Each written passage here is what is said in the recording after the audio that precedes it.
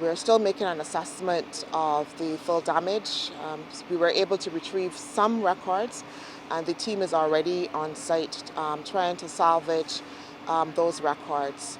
But this is still a major blow for us. I think that all of Barbados would know that the government, with its intent to have an archival economy,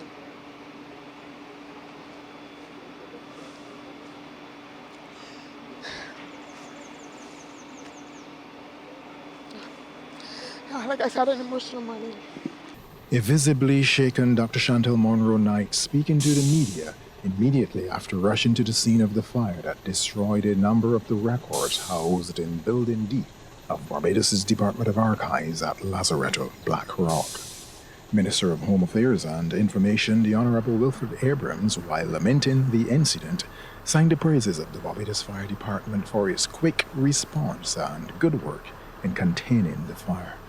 It's a tragedy. The one thing that we have always been concerned about, even from my discussions with the fire department and the chief, there's certain priority installations for Barbados, and the archives is one of those. When I got the call this morning, the chief started by apologizing for waking me up. Then he told me that a block in the archives on fire. You dreaded that call. I'm happy with the response. The fire department went all out to get this under control and to limit the damage to the one building that was directly affected. Divisional Officer Marlon Small places the response of his division in perspective. We responded initially with 2 appliances, but due to the conditions here, that was upgraded to 1 combined ladder platform, 1 water tanker, and an additional 2 appliances.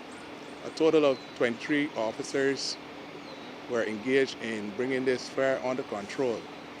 There were no injuries. What is of significance is that we were able to salvage some of the records here in the Block D while we were conducting fire suppression efforts.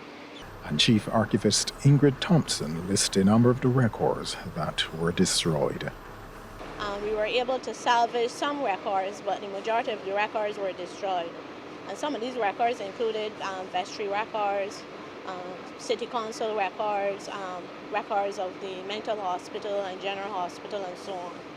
Today, the department continued to salvage and assess the damaged records. The Archives Department, established in 1964, is the official repository for non-current records of government and private institutions. Sherwood McCaskie, CBC News.